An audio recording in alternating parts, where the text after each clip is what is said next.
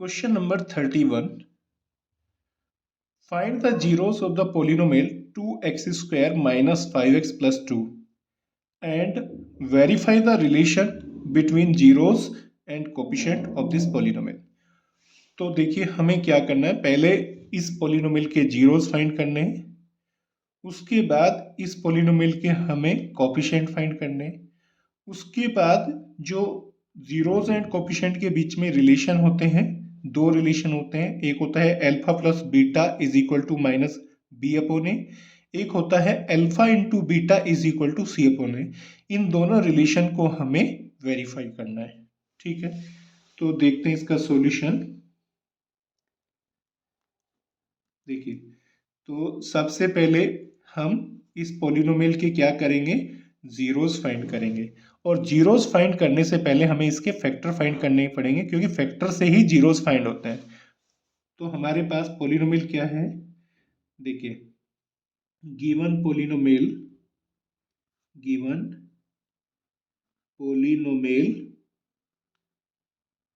क्या है, देखो हमारे पास जो पॉलिनोमियल गिवन है वो क्या है, 2x square minus 5x plus 2।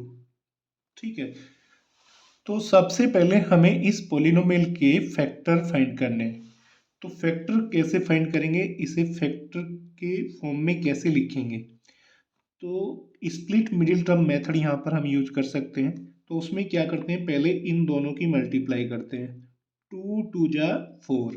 ठीक है, तो ये हमारे पास 4 आ गया। अब 4 के फैक्टर देखो क्या क्या होते हैं, 4 के दो फैक्टर हमें लिखने हैं, तो 4 के दो फैक्टर अगर हमें लिखने हैं तो 1 इंटू 4 लिख सकते हैं, या फिर हम 2 इंटू 2 लिख सकते हैं, और तो इसका कोई पॉसिबल फैक्टर नहीं हो सकता।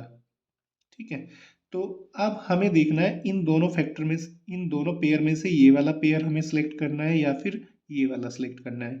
तो उसके लिए हम क्या देखते हैं, देखो दोनों फैक्टर का यहाँ पर प्लस का साइन है तो सम चेक करेंगे। दोनों फैक्टर का सम कितना आना चाहिए, 5 आना चाहिए। दोनों फैक्टर का सम कितना आना चाहिए, 5। तो देखो अगर हम नीचे वाले इन दोनों फैक्टर को देखते हैं तो दोनों का सम हमें क्या मिलेगा, 4, तो ये हम नहीं ले सकते। और अगर ऊपर वाले इन दोनों फैक्टर को देखते हैं तो दोनों का सम हमें क्या मिलेगा, 5। तो हम कौन कौन से ले सकते हैं फैक्टर, 1 और 4, क्योंकि इन दोनों का सम क्या है, 5। तो हम क्या करेंगे, देखिए अब यहाँ पर 2x स्क्वायर, ये फर्स्ट टर्म है, जो मिडिल टर्म है ये बीच वाली माइनस का 5x, इसको हम यहाँ से हटा देंगे और इसके प्लेस पर क्या लिखेंगे, 1x एंड 4x। क्या लिखेंगे, 1x और 4x। इन्हें हम आगे पीछे भी लिख सकते हैं, पहले 4x को फिर बाद में x को, और लास्ट में क्या है, प्लस के 2। अब देखो इन दोनों टर्म के अब हमें साइन सेट करने क्या है, तो साइन सेट क्या करते हैं, पहले दोनों में प्लस प्लस यूज करके देखते हैं, फिर माइनस माइनस, फिर प्लस माइनस, या फिर माइनस प्लस। तो अगर दोनों में प्लस प्लस यूज करेंगे तो प्लस का x और प्लस के 4x मिलकर प्लस का 5x बन जाएगा, जो कि हमें चाहिए क्या, माइनस का 5x। तो ये गलत होगा। अब दोनों में माइनस माइनस का साइन यहाँ पे एडजस्ट करके देखते हैं, यहाँ पर माइनस और यहाँ पर भी माइनस, तो माइनस का 1x और माइनस के 4x मिलकर माइनस के 5x बन जाएंगे। इसका मतलब इन दोनों टर्म में हमें माइनस का साइन यूज करना पड़ेगा। ठीक है, तो हमने यहाँ पर क्या किया, जो मिडिल टर्म थी माइनस की 5x, उसको स्प्लिट करके दो पार्ट में डिवाइड कर दिया है, माइनस एक्स में और माइनस की 4x में। अब देखो इक्वल के नीचे इक्वल का साइन लगा दीजिए। अब देखो फर्स्ट टू टर्म में से क्या कॉमन होगा, x कॉमन हो जाएगा। ठीक है, तो क्या बचेगा यहाँ पर 2x, और यहाँ से x कॉमन हो गया तो यहाँ पर बचेगा माइनस का 1। ठीक है, अब देखो जो फैक्टर यहाँ पे बन चुका है ये 2x माइनस 1, वही फैक्टर जब हम इन दोनों टर्म में से कुछ कॉमन लेंगे, सेम वही फैक्टर, यही फैक्टर यहाँ पर बन जाएगा। तो कौन सा फैक्टर बनेगा, यहाँ पर भी 2x माइनस 1 बनेगा। तो देखो ये 2x माइनस 1 यहाँ पे बना है, तो इसका मतलब इन दोनों टर्म में से हमने क्या कॉमन लिया है, तो यहाँ पर देखिए माइनस का 1 बन गया है, जबकि यहाँ पर प्लस का 2 था।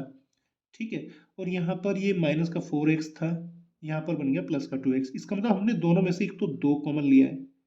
ठीक है, और एक दोनों के साइन भी चेंज हो गए, यहाँ पे माइनस है तो ये प्लस बन गया, यहाँ पे प्लस है तो ये माइनस बन गया। इसका मतलब माइनस का साइन भी हमने कॉमन लिया है।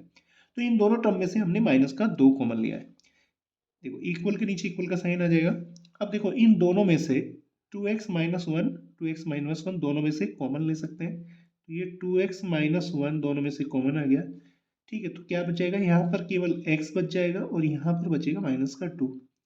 तो ये हमने क्या फाइंड किया यहाँ पर, इस पोलिनोमियल के फैक्टर। इस पोलिनोमियल को हमने फैक्टर की फॉर्म में यहाँ पे लिख दिया है, ठीक है। तो ये दो क्या है इस पोलिनोमियल के फैक्टर। अब हमें फाइंड करने हैं इसके जीरोस। तो जीरोस कैसे फाइंड करेंगे? जीरोस होते क्या है? जीरोस एक्स की वैल्यू होती है जिस पर पोलिनोमियल क्या बन जाता है, जीरो बन जाता है। एक्स की वो वैल्यू जिस पर पोलिनोमियल जीरो बन जाता है वो क्या होते हैं, पोलिनोमियल के जीरोस, ठीक है। अब देखो ये पोलिनोमियल जीरो कब बनेगा, ये पोलिनोमियल जीरो कब बनेगा? इस पोलिनोमियल को हमने इस तरह से लिखा हुआ है, तो ये पूरा जीरो कब बनेगा? जब या तो ये फैक्टर जीरो हो या फिर ये जीरो हो। अगर ये फैक्टर जीरो है तो जीरो की मल्टीप्लाई इस फैक्टर में होगी तो पूरा पोलिनोमियल जीरो बन जाएगा। या फिर अगर ये फैक्टर जीरो है तो जीरो की मल्टीप्लाई इस फैक्टर में करेंगे तो ये पूरा पोलिनोमियल जीरो बन जाएगा, ठीक है। तो यहाँ पे क्या लिखेंगे, to find zeros of the polynomial of the given polynomial। Given polynomial के जीरोस फाइंड करने के लिए हम क्या लिख सकते हैं, 2x minus one is equal to zero होगा, या फिर और x minus two is equal to zero होगा। यही तो लिख सकते हैं ना, ठीक है। अब देखो इट इम्प्लाइज दैट, यहां से देखो, यहां से x की वैल्यू हमें क्या मिलेगी, माइनस वन इधर चला जाएगा और टू अपॉन में x की वैल्यू क्या होगी, वन बाई टू, ठीक है। यहाँ पे कॉमा लगा दीजिए और इस इक्वेशन से x की वैल्यू क्या होगी, टू, ठीक है। तो इस पोलिनोमियल के जीरोस क्या होंगे, वन बाई टू और प्लस का टू, ठीक है। अगर इस पोलिनोमियल में हम x के प्लेस पर टू रखते हैं या x के प्लेस पर वन बाई टू रखते हैं तो ये पोलिनोमियल पूरा क्या बन जाएगा, जीरो बन जाएगा, ठीक है। तो ये दोनों क्या आ गए इसके जीरोस। तो हम यहाँ पे क्या लिख सकते हैं, therefore zeros of the given polynomial are क्या क्या हो जाएंगे जीरोस। एक जीरो को हम अल्फा ले लेते हैं, एक को beta. Alpha is equal to ले लीजिएगा one by two and beta is equal to क्या ले सकते हैं हम, टू। तो ये दोनों क्या आ गए इस पोलिनोमियल के जीरोस, ठीक है। जीरोस फाइंड हो चुके हैं। अब हमें दोनों इस पोलिनोमियल के क्या फाइंड करने, कोफिशिएंट, ठीक है। तो देखिए कोफिशिएंट कैसे फाइंड करते हैं, जीरोस तो फाइंड कर चुके हैं, कोफिशिएंट फाइंड करेंगे, उसके बाद रिलेशन फाइंड करेंगे, ठीक है। तो देखो कोफिशिएंट के, पोलिनोमियल के कोफिशिएंट कैसे फाइंड करते हैं, अब लिखेंगे यहाँ पर नाउ कोफिशिएंट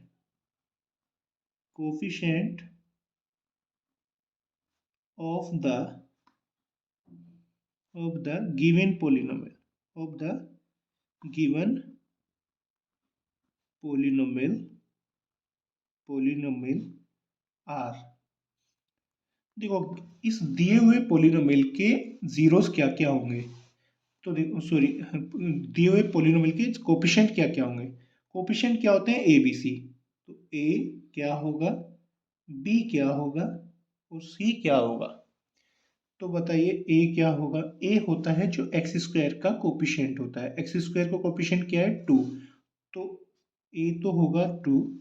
और ये बी क्या होता है, बी होता है एक्स का कोफिशिएंट। तो एक्स का कोफिशिएंट क्या है, माइनस का फाइव, तो ये आ गया यहाँ पर माइनस का फाइव। और सी क्या होता है, कांस्टेंट टर्म, जो बाकी का जो पार्ट बचा होता है वो पूरा सी होता है। तो ये टू क्या होगा यहाँ पर, सी की वैल्यू, सॉरी ये टू आ जाएगा, टू, इसे टू लिख लीजिए, टू, ठीक है। तो ए बी सी ये क्या होते हैं, कोफिशिएंट, और अल्फा बीटा क्या होते हैं, जीरोस। अब इन कोफिशिएंट में और जीरोस में क्या रिलेशन होता है, दो रिलेशन होते हैं, ठीक है, ठीक है। तो क्या क्या रिलेशन होते हैं देखो, वो यहाँ पर हम देखिए। तो अब हम देखिए यहाँ पर दोनों जीरोस को फाइंड कर चुके हैं और तीनों कोफिशिएंट को फाइंड कर चुके हैं। अब हमें ये देखना है कोफिशिएंट और जीरोस में कौन कौन से रिलेशन होते हैं। तो यहाँ पर लिखेंगे हम रिलेशन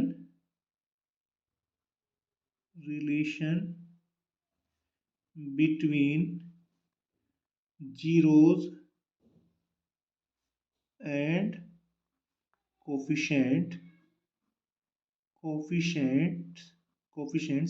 आर। कौन कौन से रिलेशन होते हैं? देखिए, एक रिलेशन होता है अल्फा प्लस बीटा। दोनों जीरोस का जो सम होता है वो किसके इक्वल होता है? माइनस के बी अपॉन ए के इक्वल होता है। तो एक रिलेशन तो ये आ गया, ठीक है, इसे आप इक्वेशन 1 लिख दीजिए। और दूसरा रिलेशन क्या होता है कोफिशिएंट और जीरोस का? Alpha into beta is equal to C upon A. ये हो गया दूसरा रिलेशन। अब इन दोनों रिलेशन को हमें प्रूफ करना है, ठीक है, वेरीफाई करना है। तो वेरीफाई कैसे करेंगे? इन दोनों हमें ये चेक करना है लेफ्ट हैंड साइड की वैल्यू और राइट हैंड साइड की वैल्यू सेम है, ठीक है। और रिलेशन नंबर 2 में भी हमें क्या चेक करना है? लेफ्ट हैंड साइड की वैल्यू और राइट हैंड साइड की वैल्यू सेम है। तो इसके लिए अब हम क्या करेंगे? देखो, तो यहाँ पे लिखे in equation 1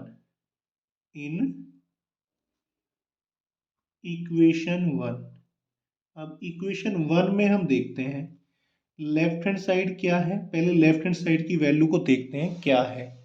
left hand side की वैल्यू क्या है? अल्फा प्लस बीटा, ठीक है। अल्फा प्लस बीटा का मतलब क्या है? अल्फा तो हमारे पास 1/2 है और बीटा हमारे पास क्या है? 2। तो दोनों को ऐड करेंगे तो क्या बन जाएगा? 2 2 जा 4, 4 और 1 5, 5/2 आ गया। तो जो इक्वेशन 1 है उसकी लेफ्ट हैंड साइड की वैल्यू तो 5/2 है। अब इसकी राइट हैंड साइड की वैल्यू फाइंड कर लेते हैं। तो राइट हैंड साइड की वैल्यू इधर फाइंड कर देते हैं। RHS is equal to right hand side is equal to, तो राइट हैंड साइड क्या है? माइनस का b अपॉन ए है, ठीक है, is equal to minus b की वैल्यू हमारे पास क्या है? माइनस के 5 है, तो यहाँ पर माइनस के 5 पुट कर दीजिए। और a की वैल्यू हमारे पास 2 है, तो ये 2 आ गया। तो देखो, माइनस माइनस यहाँ पर प्लस हो जाएगा, तो क्या बनेगा? 5/2। अब आप देख सकते हैं अल्फा प्लस बीटा की वैल्यू भी 5/2 है और माइनस बी अपॉन ए की वैल्यू भी 5/2 है। तो इसका मतलब left hand side is equal to क्या है? राइट हैंड साइड है, ठीक है। या फिर हम कह सकते हैं इसका मतलब अल्फा प्लस बीटा वो किसकी इक्वल होता है? माइनस बी अपॉन ए के होता है। तो हम यहाँ पर क्या लिख सकते हैं? Hence alpha plus beta is equal to क्या होता है? माइनस का बी अपॉन ए होता है, ठीक है। यहाँ पर क्या लिख सकते हैं? प्रूव्ड। ये प्रूफ हो गया। अब हमें दूसरा रिलेशन प्रूफ करना है, ये 2 वाला, alpha into beta is equal to C upon A. तो इसके लिए क्या करेंगे? अब इक्वेशन 1 में हम चलेंगे। तो यहाँ पर हम लिख सकते हैं इन इक्वेशन 1 इक्वेशन 2 है ये तो। अब इक्वेशन 2 में क्या है? पहले इक्वेशन 2 की लेफ्ट हैंड साइड की वैल्यू चेक करो क्या है, ठीक है। इक्वेशन 2 की जो लेफ्ट हैंड साइड है वो है अल्फा इंटू बीटा, ठीक है। और अल्फा की वैल्यू हमारे पास क्या है? अल्फा की वैल्यू है हमारे पास 1/2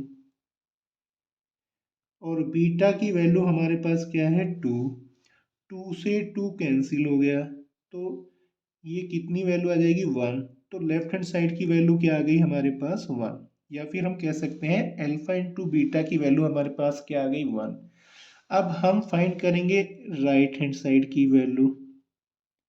ये जो इक्वेशन नंबर 2 है, ये जो रिलेशन नंबर 2 है, इसकी राइट हैंड साइड की वैल्यू चेक करेंगे क्या बन रही है। तो ये है सी अपॉन ए ठीक है। c की वैल्यू हमारे पास क्या है, c की वैल्यू है हमारे पास, देखो ऊपर देखो जो हमने कोफिशिएंट फाइंड किए थे, c की वैल्यू है हमारे पास 2।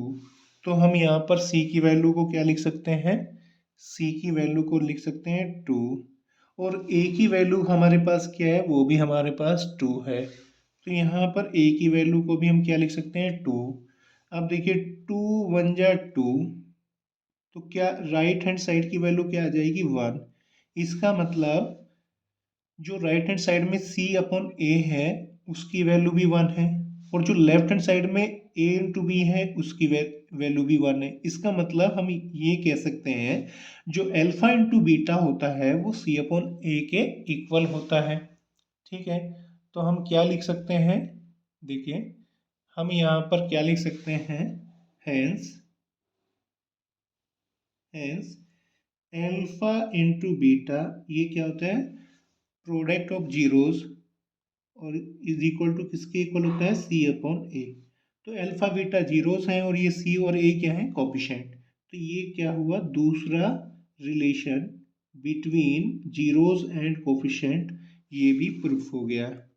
ठीक है, तो ये दो रिलेशन होते हैं जीरोस में और कोफिशिएंट में जो हमें याद रखने हैं, और इसमें इस टाइप का क्वेश्चन जरूर आ जाता है जिसमें हमें पहले किसी पॉलिनोमियल के जीरोस फाइंड करने होते हैं, उसके बाद relation between zeros and coefficient proof करना होता है।